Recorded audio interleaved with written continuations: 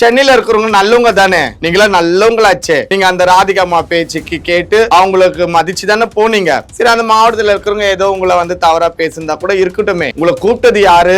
ராதிகா அம்மா. அவங்களுக்கு மதிப்பு கொடுத்து நீங்க அந்த பங்கனை நல்லபடியா முடிச்சிட்டு அப்புறம் வந்துட்டு கூட நீங்க 1000 பேசியிருக்கலாம்.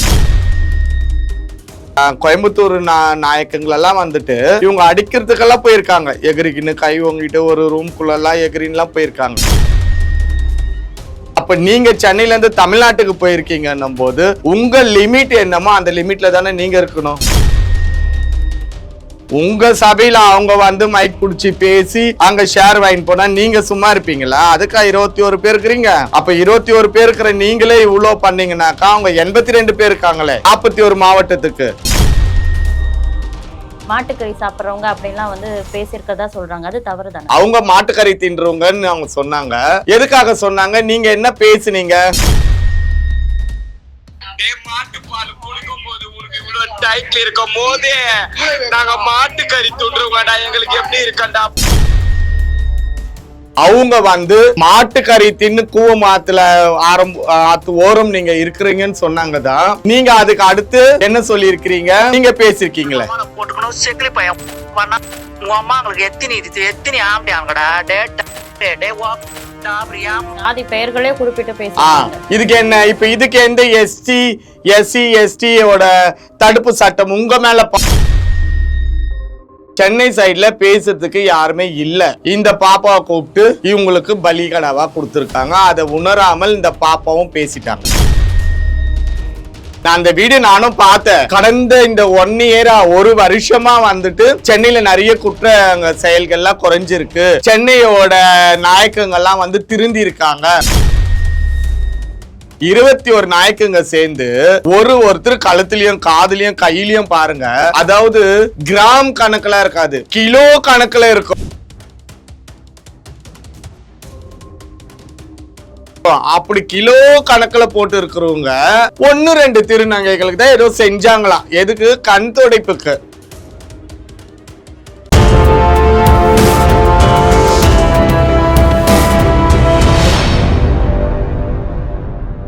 யூ தமிழ் நேயர்களுக்கு வணக்கம். நான் உங்கள் பவித்ரா சிவகுமார். சென்னை திருநங்கை தலைவிகளுக்கும் தமிழ்நாட்டை சேர்ந்த திருநங்கை தலைவிகளுக்கும் ஒரு மிகப்பெரிய பிரச்சனை ஏற்பட்டிருக்கிறதா சோசியல் மீடியால பல தகவல்கள் பேசப்பட்டு இருக்கு. அது என்ன தகவல், இந்த மோதல் எப்படி உருவாச்சு அப்படின்றது குறித்த நிறைய விஷயங்களை திருநங்கை போராளி வெளிச்சம் அறக்கட்டளை நிறுவனர் திருநங்கை மந்த்ரா மேம் அவர்கள் நம்ம கூட இன்னைக்கு பகிர்ந்துக்க போறாங்க. வணக்கம் மேம். வணக்கம்மா. யூ தமிழ் நேயர் அனைவருக்குமே எனது வணக்கங்கள். இப்போ வந்து நான் என்ன பேச போறேன்னா, நம்ம சென்னையில் இருக்கக்கூடிய திருநங்கைகளுக்கும் தமிழ்நாடுன்னு சொல்லுவாங்க. ஆனால் சென்னையும் தமிழ்நாட்டில் தான் இணைஞ்சிருக்கு. பட் ஆனால் அவங்க பிரித்து பேசுவாங்க சென்னை தமிழ்நாடுன்னு சொல்லி.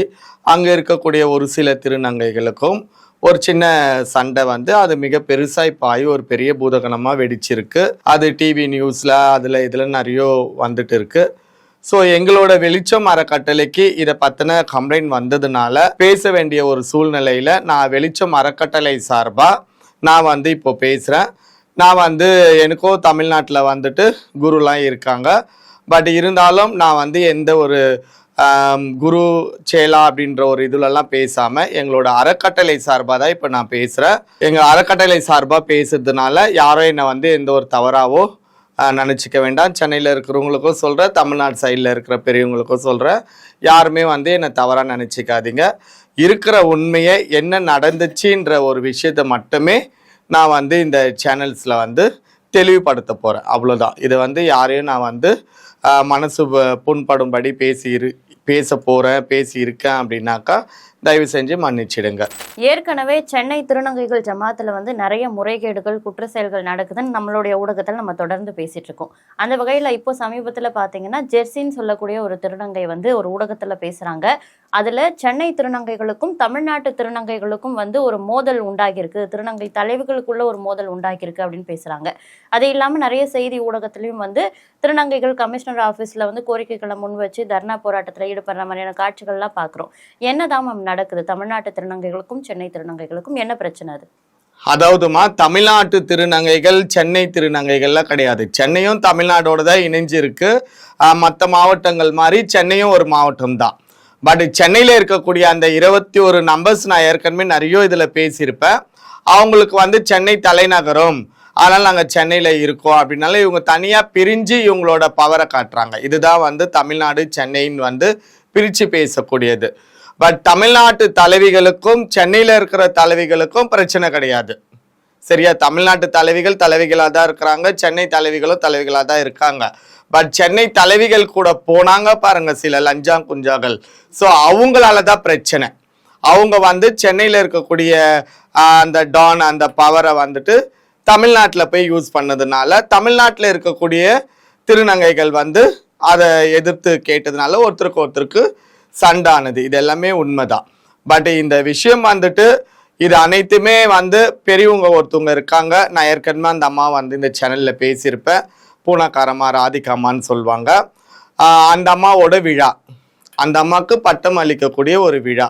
அந்த விழாவில் வந்துட்டு அவங்களுக்கு பட்டம் அளிக்கிறாங்க. அவங்களுக்கு வந்து ஜென்ரலாக எல்லாருமே தேவை. அவங்க வந்து ஒரு பெரியவங்க, அவங்க பூனாவில் இருக்காங்க, அவங்க பிறந்து வளர்ந்ததுல ஈரோடு.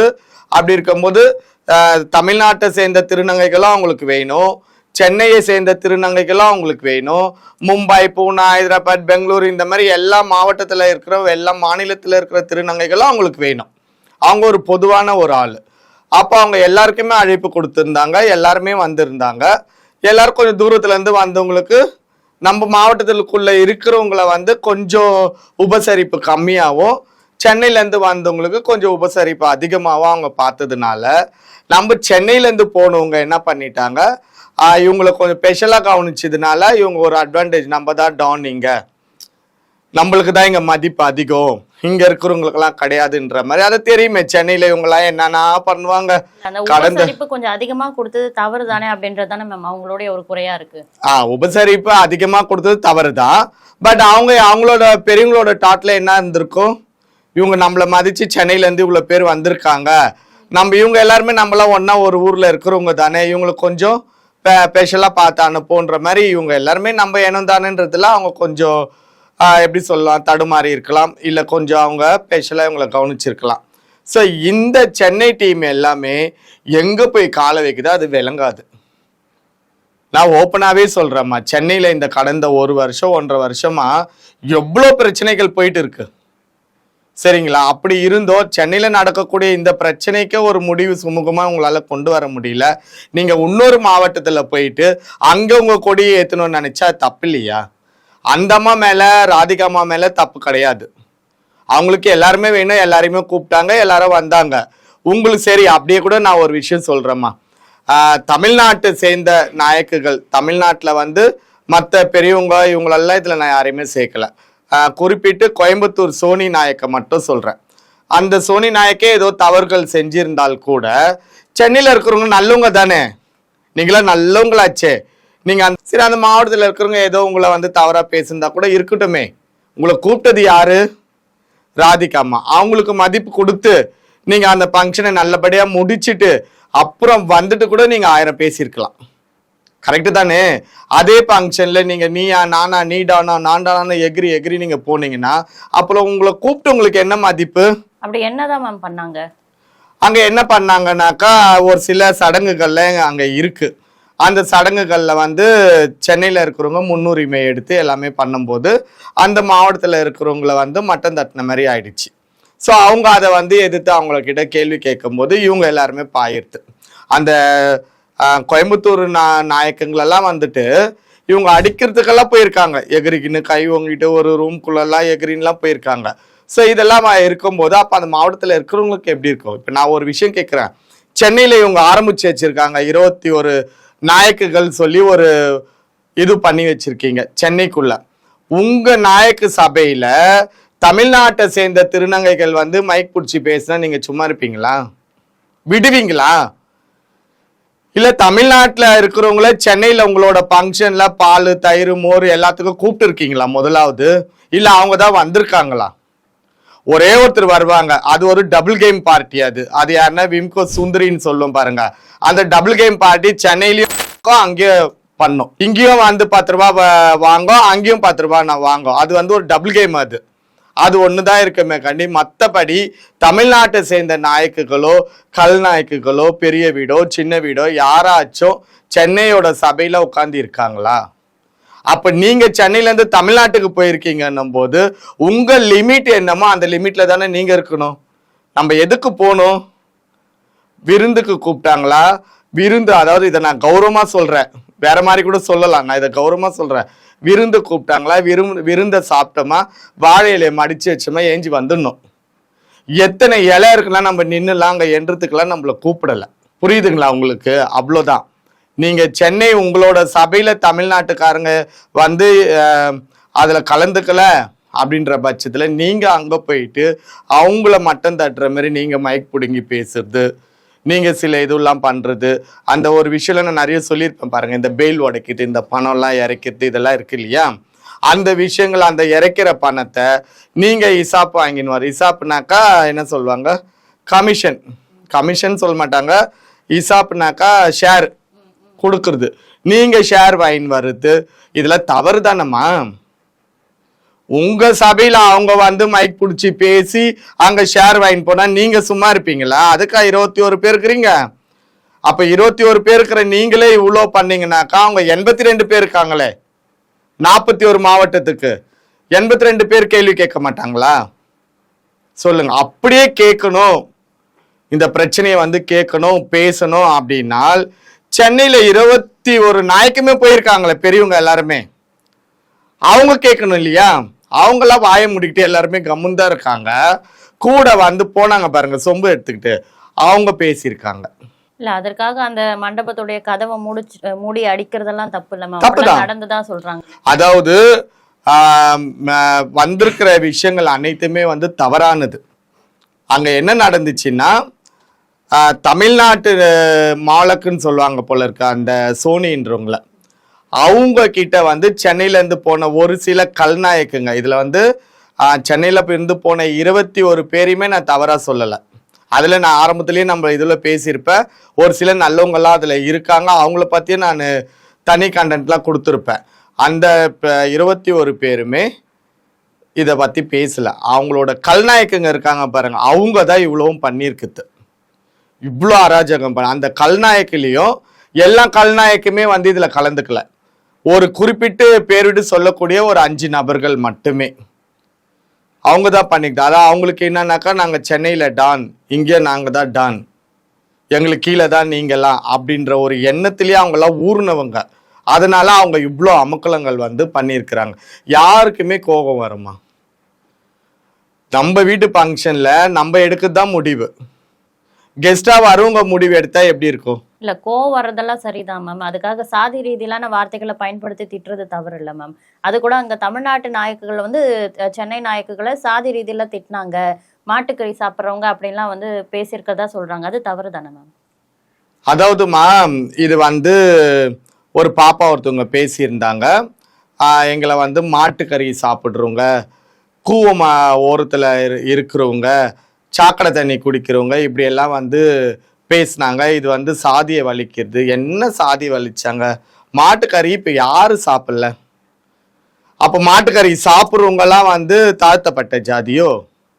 அப்படிலாம் அவங்க சொல்லலையே. சொன்னாங்க தான் இந்த வார்த்தை, ஆனால் அவங்க அந்த வார்த்தை சொன்னது தவறு தான். அது உண்மை நியாயப்படுத்தி நான் பேசல. மாட்டுக்கறி சாப்பிட்றீங்கன்னு அவங்க சொன்னது தப்பு தான், 100% தப்பு தான். எதுக்காக அவங்க சொன்னாங்க? நீங்க என்ன பேசுனீங்க? நான் வந்து திரும்பவும் சொல்றேன், தமிழ்நாட்டு நாயக்குங்களை வந்து தமிழ்நாட்டில் இருக்கக்கூடிய சோனிக்கு வந்து சப்போர்ட் பண்ணி நான் பேசல. அதுக்காக நானும் சென்னை தான், அந்த தமிழ்நாட்டில் இருக்கிற அந்த சோனியோட கும்பல் சென்னையில் இருக்கிறவனுங்க பேசும்போது எனக்கும் உரைச்சிது. ஏன்னா நானும் சென்னையில பிறந்து வளர்ந்துருக்கிறேன், எனக்கும் அதெல்லாம் கஷ்டமா தான் இருந்துச்சு. பட் ஆனா நியாயம்னு ஒண்ணு இருக்கு, சரிங்களா? நான் நாயக்கு இதுவை பத்தி பேச வரல, வெளிச்சம் அறக்கட்டளை சார்பா இருக்கிற உண்மை யார் தரப்புல நியாயம் இருக்குன்றதை தான் நான் இப்ப பேசுறேன், சரிங்களா? அவங்க மாட்டுக்கறி தின்றவங்கன்னு அவங்க சொன்னாங்க. எதுக்காக சொன்னாங்க? நீங்க என்ன பேசுனீங்கன்ற ரெக்கார்டை அவங்க காட்டுறாங்களோ இல்லையோமா, நான் காட்டுறேன், அந்த ரெக்கார்ட்ல பாருங்க. மாட்டுப்பால் குடிக்கும் போது உனக்கு இவ்வளவு டைட்ல இருக்கும் போதே நாங்க மாட்டுக்கறி துண்டுறோம்டா, எங்களுக்கு எப்படி இருக்கண்டா? இப்ப இதுக்கு என்ன அவங்க பதில் சொல்வாங்க? யார் ஆரம்பிச்சிருக்குது ஃபர்ஸ்ட் சென்னைக்காரங்க. நீங்க மாட்டு பால் குடிக்கும் போது உங்களுக்கு இவ்வளோ டைட்டில் இருக்குன்னா நாங்க மாட்டு கறி சாப்பிடக்கூடியவங்க எங்களுக்கு எவ்வளவு இருக்கும்னு இவங்க கேட்டாங்க. அவங்க அதுக்கு அந்த பதில சொன்னாங்க. நீங்க மாட்டுக்கறி சாப்பிட்டு கூவம் ஓரத்துல படுக்கிறவங்க, உங்ககிட்ட நாங்க சராசரியா பேச முடியாது. நாங்க கொங்கு நாட்டு தண்ணி குடிக்கிறவங்க, பாலாத்து தண்ணி குடிக்கிறோம், நாங்க நாகரிகமா தான் பேசுவோன்றத அவங்க சொன்னாங்க. இதுல எந்த சாதியை இழுத்து இருக்கிறாங்க, எந்த மதத்தை இழுத்து இருக்கிறாங்க? ஒரு பாப்பா ஒருத்தர் சொன்னாங்க, சாதி ரீதியா பேசிட்டாங்க, அது எனக்கு ரொம்ப கஷ்டமா இருந்துச்சு. இதுல திருநங்கைகள்ல தான் வந்து சாதி மதம் வேதம் எதுவுமே கிடையாது, எனது மாட்டுக்கறி சாப்பிடுறவங்கன்னு சொன்னது சாதி இழுத்துட்டாங்களோ? 5 ஸ்டார் ஹோட்டல்லே மாட்டுக்கறி எல்லாம் வச்சு சாப்பிடுறோம். நான் கேக்குறேம்மா, நம்ம எந்த காலத்துல இருக்கிறோம்? இந்த சாதி மதம் வேதம் எல்லாத்தையும் தூக்கி எரிஞ்சு நம்ம எல்லாருமே இப்போ எப்படிலாம் வாழ்ந்துருக்கு. தலித் திருநங்கைகள்ல வந்து எங்க திருநங்கை மக்கள்ல தலித்ன்றதே கிடையாது. நாங்க எல்லாருமே உயர்ந்த ஜாதி தான், நாங்க எல்லாருமே பெரிய ஜாதி தான், நாங்க எல்லாருமே நல்ல ஜாதி தான், அவ்வளவுதான் எங்களுடைய இது. சரிங்களா? இது நீங்களே ஏன் உங்களை தாழ்த்திக்கிறீங்க?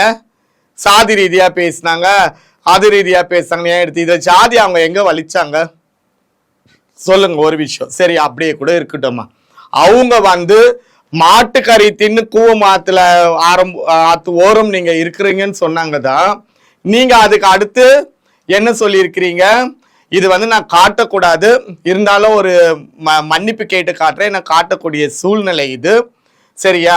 எந்த ஜாதியுமே நம்மளும் வந்து பொதுமக்கள் மனசு பாதிக்கிற மாதிரி நான் ஏதாவது சொல்லியிருந்தேன்னா தயவு செஞ்சு பொதுமக்கள் என்னை மன்னிச்சிடுங்க.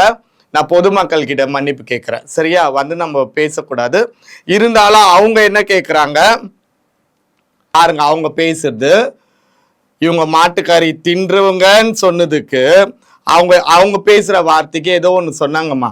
மாட்டுக்கறி தின்றன்னு சொல்லிட்டீங்க, நாங்க வந்து SC STயோட இதுல போய் தடுப்பு சட்டத்துல உங்க மேல கேஸ போட்டு இந்த கேஸ்ல எல்லாம் உள்ள போறீங்க பாருன்னு சொன்னாங்க. யாரு உள்ள போறது?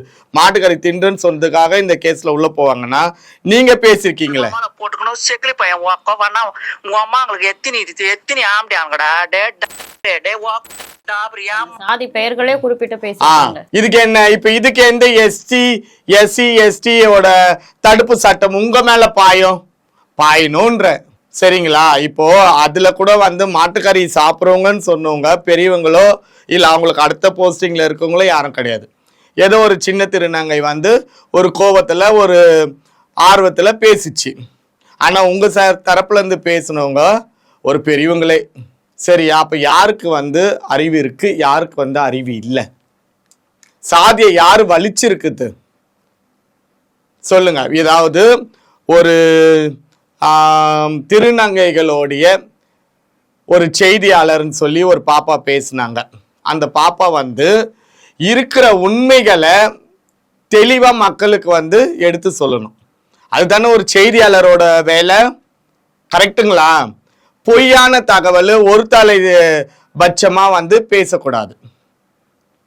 இதோட விஷயத்த நீ முதலாவது அந்த ஃபங்க்ஷனுக்கு போல, ஸோ நானும் தான் போகல. பட் நான் ஏன் 2 days கழிச்சு இதோட முடிவு என்ன, யார் சைடு உண்மை இருக்கு, யார் சைடு பொய் இருக்கு, இது எல்லாமே நான் கேதர் பண்ணி தான் மந்த்ரா அன்னைக்கும் சரி இன்னைக்கும் சரி இனி மேலேயும் சரி பேசக்கூடிய அனைத்து விஷயமே வந்து எவிடன்ஸோட உண்மையை மட்டும்தான் நான் ஊடகங்கள் மூலமா கொண்டு வருவேன். அவசரத்துல ஆர்வத்துல அடுத்தவங்க வந்து பேசுன்னு சொல்றாங்கன்றதுக்காகலாம் நான் பேச மாட்டேன். நாங்களே பல வாட்டி உங்களை தொடர்பு கொண்டு முயற்சித்த போதும் நான் வந்து இன்னும் ஆதாரங்களை திரட்டிட்டு தான் வந்து பேசுவேன் அப்படின்னு சொல்லியிருக்கோம். சரிங்களா? இப்போ நிறைய சேனல்ஸ் கேட்டாங்கம்மா, எனக்கு வந்து அதுல விருப்பம் இல்லை. கையில எந்த ஒரு எவிடன்ஸுமே இல்லாம யார் சைடு உண்மை இருக்குன்னு தெரியாம பேச நான் விரும்பல. சரிங்களா?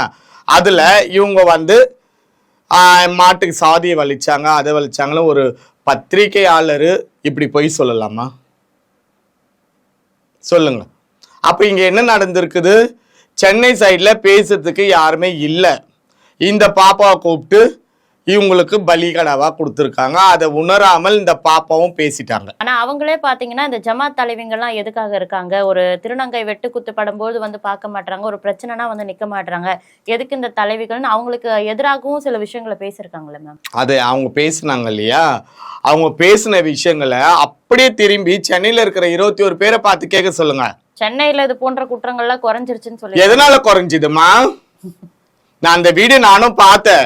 கடந்த இந்த 1 இயரா, ஒரு வருஷமா வந்துட்டு சென்னையில நிறைய குற்ற செயல்கள்லாம் குறைஞ்சிருக்கு. சென்னையோட நாயக்கங்கள்லாம் வந்து திருந்தி இருக்காங்க, சில நல்லதெல்லாம் கூட செஞ்சிருக்காங்க. ஒரு 2 திருநங்கைகள் நல்ல விஷயம்லாம் கூட சென்னையில இருக்கவங்க பண்ணியிருக்காங்க அப்படின்னு சொன்னாங்க. எவ்வளவு நாளா? கடந்த 1 இயரா. இல்ல 21 நாயக்குகள் இருந்து 1-2 திருநங்கைகளுக்கு தான் நல்லது பண்ண முடியுதா? அதுதான் கேட்கிறேன். அது கரெக்டான கேள்வி. நான் சொல்ல வேண்டிய நீங்க சொல்றீங்க. 21 நாயக்குங்க சேர்ந்து ஒருத்தர் கழுத்துலயும் காதுலயும் கையிலயும் பாருங்க, அதாவது கிராம் கணக்குல இருக்காது, கிலோ கணக்குல இருக்கும். அப்படி கிலோ கணக்குல போட்டு இருக்கிறவங்க 1-2 திருநங்கைகளுக்கு தான் ஏதோ செஞ்சாங்களாம். எதுக்கு? கண் துடைப்புக்கு. மிச்ச பேர்லாம் சென்னையில 3000 பேர் கொண்ட படையை தூக்கின்னு வந்து கமிஷனர் ஆபீஸ் அண்ட நிறுத்தினவங்க அந்த 1-2 பேர் தான் உங்களுக்கு உண்மையா இருந்தாங்களோ? நீங்க சொல்றத செஞ்சாங்களோ அவங்களுக்கு மட்டும் நல்லது செஞ்சுக்கிறீங்க, மத்தவங்க எல்லாம் என்ன? புரியுதுங்களா? அது கூட எப்போத்துல இருந்தா? கடந்த இந்த 1 இயர்ல இருந்து. அப்ப இந்த 1 இயருக்கு முன்னாடிலாம், இந்த 1 இயர்ல ஏன் அவங்களா திருந்தினாங்க? மந்த்ரா பேசிட்டு இருக்கிறேன். ஒரு வீடியோலயும் ஒரு தரப்புலயும் ஒவ்வொரு நாயக்குகளோட சுயரூபங்களை நான் ஊடகங்கள் மூலியமா வெளியே கொண்டு வந்திருக்கேன். ஒவ்வொருத்தரோட முகத்திரையே நான் ஊடகங்கள் மூலியமா கிழிச்சு எரிஞ்சிருக்கிறேன். அதுல ஏதோ ரோசப்பட்டு ஏதோ 1-2 பேர் குத்தி இருக்கோம். குத்துனவங்க இந்த வேலையை பார்த்துருப்பாங்க. சரிங்களா? அதுக்காக அவங்களாம் நல்லவங்க கிடையாது. சரிங்களா? இந்த பத்திரிகையாளர் அந்த பாப்பா பேசும்போது தெளிவா கரெக்டா பேசியிருந்தாங்கன்னா நான் இதை வரவேற்கிறேன். கண்டிப்பா நான் வரவேற்றிருப்பேன். பட் வந்து பொய்களை பேசியிருக்காங்க. இப்ப நான் பேசுனதுல பாருங்க, நான் 2 எவிடன்ஸ் காமிச்சேன். ஃபர்ஸ்ட் யார் பேசியிருக்காங்க? நீங்க வந்து மாட்டு பால் குடிக்கிற உங்களுக்கு இவ்வளோ டைட்டில் இருக்குன்னா, நாங்க மாட்டு கறி தின்ற எங்களுக்கு எவ்வளவு இருக்குன்னு நீங்க ஒரு வார்த்தை விடும்போது கோபத்துல நான் ஒரு பதில என்ன சொல்வேன்? அப்போ வந்து நீங்க அதெல்லாம் கரெக்டா கேட்ச் பண்ணி கரெக்டான ஒரு விஷயங்களை கொண்டு வந்து ஊடகங்கள் மூலியமா நீங்க வெளிப்படுத்தினாக்கா இந்த இந்த மாதிரியான விஷயங்கள் வந்து திருநங்கைகள் திருநம்பிகள் மட்டுமே பார்க்கல, பொதுமக்களும் பார்க்கறாங்க, சில காவல் அதிகாரிகளும் பார்க்கறாங்க, சரிங்களா, சில அரசியல்வாதிகளும் பார்க்கறாங்க. அப்போ தவறான ஒரு கண்ணோட்டத்தை வந்து நீங்க இதை திணைக்கிறது தப்பு தானே? அது ஒரு பத்திரிகையாளர்னு வேற உங்களை சொல்லிக்கிறீங்களே, எப்படின்னு எனக்கு தெரியல. ஆனா நிறைய பேர் அவங்களுக்கு பாராட்டுகளை தெரிவிக்கிறாங்க. கமெண்ட்ஸ்ல எல்லாம் பாத்தீங்கன்னா வெல் செட் அப்படின்னு அவங்களுக்கு பாராட்டு. அதே கமெண்ட்ஸ்ல போய் பாருங்க, ஆரம்பத்துல வெல் செட்லாம் ஒரு 5-6 வந்திருக்கும். ஏமா அவங்களுக்கு ஃப்ரெண்ட்ஸ்னு ஒரு 10 பேர் இருக்க மாட்டாங்களா? போட மாட்டாங்களா? வந்திருக்கும். அதுக்கப்புறம் பாருங்க, ஒருத்தங்க பக்கமாவே எழுதி போட்டிருப்பாங்க, பொதுமக்கள் மத்தியில இந்த மாதிரியான தவறான ஒரு இதுவை கொடுப்பதை தவிர்ப்பது நல்லதுன்னே போட்டிருப்பாங்க. அது ஒண்ணுதான் உண்மையான கமெண்ட்ஸ். மீதி எல்லாம் அவங்கள சார்ந்தவர்கள் போடுறது. இந்த பிரச்சனைக்கு அப்புறமா பாத்தீங்கன்னா அவங்க கமிஷனர் ஆபீஸ்ல போயிட்டு சில கோரிக்கைகளை வச்சு தர்ணா போராட்டத்துல ஈடுபட்டிருந்தாங்க. என்ன மாதிரியான கோரிக்கைகளை கமிஷனர் ஆபீஸ்ல அவங்க ஈரோட்ல வச்சிருந்தாங்க மேம்? அதாவதுமா, ஈரோடு கமிஷனர் ஆபீஸ்ல என்ன நடந்தது அப்படின்னு பார்த்தா, இந்த பிரச்சனையில வந்துட்டு அந்த அம்மா ராதிகா அம்மா வந்து எதுவுமே கண்டுக்கல, இந்த பிரச்சனையை வந்து அவங்க எதுவுமே பண்ணல. ஸோ வந்து சென்னைக்காரங்களுக்கு தான் அவங்க இது பண்ணி கோயம்புத்தூர்ல சம்பந்தப்பட்ட திருநங்கைகளுக்கு தாக்குதலுக்கெல்லாம் நடந்ததுன்னு சொல்லி ஈரோடு எஸ்பி ஆபீஸ் அண்ட போயிட்டு ஒரு பெரிய தர்ணா போராட்டம் நடத்தி இவங்க சைடு இருக்கிற உண்மைகளை வந்து கம்ப்ளைண்ட்டாக அங்கே கொடுத்தாங்க. அங்கே வந்து இரு தரப்புக்காரங்களையும் வர வச்சு இந்த பெரியவங்க ராதிகா அம்மாவையும் அங்கே இருக்கக்கூடியவங்களையும் வர வச்சு பேசி அது சமரசமாகி ஒருத்தருக்கு ஒருத்தர் எழுதி கொடுத்து வந்துட்டாங்க. முடிஞ்சிடுச்சு. முடிஞ்சதுக்கு அப்புறம் வேலூர் சைடில் ஒரு சாமியார் அம்மா இருக்காங்க, அவங்களும் பெரியவங்க. அந்த அம்மா வந்து இந்த விஷயத்தை பேசி இதுக்கப்புறம் யாரோ ஒருத்தருக்கு ஒருத்தர் இந்த போஸ்டர் போடுறது, அசிங்கமான வார்த்தைகள் யூஸ் பண்ண இதெல்லாம் ஸ்டாப் பண்ணிக்கோங்க, இதை வந்து நாங்கள் பேசி முடிச்சிருக்கிறோம், இதை மறுபடியும் யாரோ இதை பெருசு பண்ணாதீங்கன்னு ஒரு பெரியவங்களே சொல்லிட்டாங்க அந்த அம்மா. அப்போது தமிழ்நாட்டை சேர்ந்தவங்க எல்லாருமே பெரியவங்க சொன்னதை கேட்டு எல்லாருமே அது எல்லாத்தையுமே ஸ்டாப் பண்ணிட்டாங்க.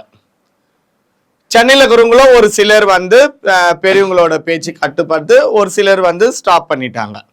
ஆனால் திரும்பவும் என்ன பண்ணாங்க, இந்த ஆதங்கம், அந்த சொன்ன பாருங்க, அந்த 5 நபர்கள், அந்த ரவுடிசத்துக்கு உரிமையானவங்க, அந்த 5 பேர், அந்த 5 நபர்கள் என்ன பண்ணுறாங்க, இல்லை இந்த கதையை வந்து நம்ம விடக்கூடாது, சரியா? இந்த ஜமாத் பிரச்சனை முடிஞ்சுது, பெரியவங்க ஸ்டாப் பண்ணாங்க, வேற எதுலயாவது இவங்களை வலிக்கணும்னு சொல்லி அந்த வாய்ஸ் நோட்டு ஒருத்தர் மாறி மாறி திட்டுக்கிந்தெல்லாம் வச்சு பார்த்து இந்த மாட்டுக்கறி கதையை பிடிக்கிறாங்க. புரியுதுங்களா? இத ஒரு கதையா ஆக்குறாங்க. ஒண்ணுமே இல்லாத கதை இது. நீ கோவத்துல அசிங்கமா சொன்னா நானும் அசிங்கமா சொல்வேன். இதேதான் சேம் எனக்கும் நடந்தது. ஒரு பிரச்சனை போன வருஷம், புரியுதுங்களா? வாட்ஸ்அப்ல ஒருத்தருக்கு ஒருத்தர் பேசிக்கினத ரிமாண்ட் பண்ற அளவுக்கு போனாங்க. இவங்களோட பவரை காட்டி, இவங்களோட கூட்டத்தை காட்டி, இதெல்லாம் காட்டி போனாங்க. ஸோ அதே தான் இப்ப அந்த சோனிக்கு நடக்குது. அன்னைக்கு நான் என்ன நிலைமையில இருந்தனோ அந்த நிலைமையில தான் இன்னைக்கு சோனி இருக்காங்க. அன்னைக்கு வந்து மந்த்ராக்கு கை கொடுக்க யாரும் கிடையாது, இன்னைக்கு சோனிக்கும் கை கொடுக்க யாரும் கிடையாது. பட் எங்க வெளிச்சம் மரக்கடையில நாடி வந்திருக்காங்க. எங்களால முடிஞ்ச உதவிகளை நாங்க பண்ணுவோம். அவங்க சைடு தரப்புல நியாயம் இருக்கும்போது அப்போ வந்து இவங்க இந்த மாட்டுக்கறி கதையை வலிச்சு இதுல வந்து தலித் திருநங்கைகளை வந்து இவங்க கேவலமா பேசிட்டாங்க, சாதியை வலிச்சிட்டாங்க அப்படின்ற ஒரு கண்டென்ட்டை கொண்டு வந்து இந்த பாப்பாவை விட்டு ஒரு சேனல்ல பேச வச்சு இதை வந்து திரும்பவும் இவங்களோட குரூப்புன்னு ஒன்னெல்லாம் இருக்கு பாருங்க, அந்த குரூப்புங்கள்ல போட்டு திருப்பி பழையபடி ஆரம்பிச்சிட்டாங்க. அசிங்கமா பேச கொள்ள எப்படி போட, இது தலித்து, நாங்க SC ST இதுல போயிட்டு அந்த தடுப்பு சட்டத்துல போயிட்டு உங்க மேல இது பண்ணுவோம் அது பண்ணுவோம், பாருங்க நீங்க எல்லாம் போறீங்க கொல்ல போறீங்க அப்படின்னு எல்லாமே போட்டாங்க. பட் இவங்களாம் அறிவாளியா இருந்தால் எல்லாத்தையுமே இல்லை பார்த்துருக்கணும். அவங்க சொன்ன இந்த ஒரு வார்த்தைக்கு நம்ம உயிர் கொடுக்குறோமே, நம்ம தரப்புல இவ்வளோலாம் பேசியிருக்காங்களே, இவங்க என்ன பண்ணுவாங்க?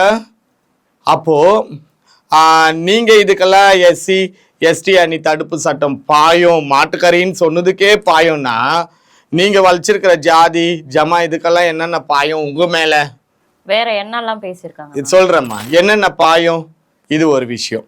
ரெண்டாவது, செக்ஸ் ரீதியா நீங்க வந்து தாக்கப்பட்டிருக்கீங்க. அந்த சோனின்னு கூடியவங்களும் இன்னொருத்தவங்களையும் சேர்த்து செக்ஸ் ரீதியா வந்து நீங்க சில விஷயங்கள்லாம் பேசப்பட்டிருக்கீங்க. அதெல்லாம் மிக மிக தவறானது. கவர்மெண்ட் என்ன சொல்லுது, ஒரு ஆணோட ஆணோ ஒரு பெண்ணோட பெண்ணோ யாரோ சம்திங் ரெண்டு பேருக்கும் வந்து அதுல விருப்பம் இருந்து 4 செவத்துக்குள்ள என்ன ஒன்று பண்ணாலும் அது குற்றம் இல்லைன்னு தான் சொல்லியிருக்காங்க. இது உண்மைதானே நான் சொல்றது? அப்படி இருக்கும்போது இவங்க ஒரு சிலரோட உறவுகளை வந்து நீ வெளியே கொச்சப்படுத்திலாம் நீ பேசியிருக்கிற. இப்போ வானவில் டீம்ல இருக்கிறவங்கலாம் உங்க மேல கேஸ் போட்டு மான நஷ்டஈடு வழக்கு போட்டு கோர்ட்டு கேஸ்ன்னு வலிச்சு என்ன பண்ணுவீங்க? ஒரு கதை மாட்டுக்கறின்ற ஒரு கதையை பிடிச்சி நீங்க 1000 பேர் பேசும்போது நீங்க விட்டுக்கிறீங்க லட்சம் கோடி கதைகள். அந்த தரப்புல ஒன்னொன்னா பாயிண்டா எடுத்து வச்சு பேசினாங்கன்னா என்ன பண்ணுவீங்க சொல்லுங்க? நியாயம்னா நியாயத்தை கரெக்டா பேசணும். ஒரு சண்டையில நீ என்ன அசிங்கமா கேட்ப, நான் உன்னை அசிங்கமா கேட்டோம் கொண்டு முடிஞ்சிச்சு, அவ்வளவுதான், விட்டுட்டு போயிடணும். அதை விட்டுட்டு அதுக்குள்ள என்ன கதை கிடைக்கும் அதை பிடிப்போம், திருப்பி ஏறுவோம், திருப்பி மோப்போம். சென்னையில இந்த ரவுடிசம் நடந்துக்கிட்டே தான் இருக்கும். நான் ஆதிலேருந்தே இதான் சொல்றேன்.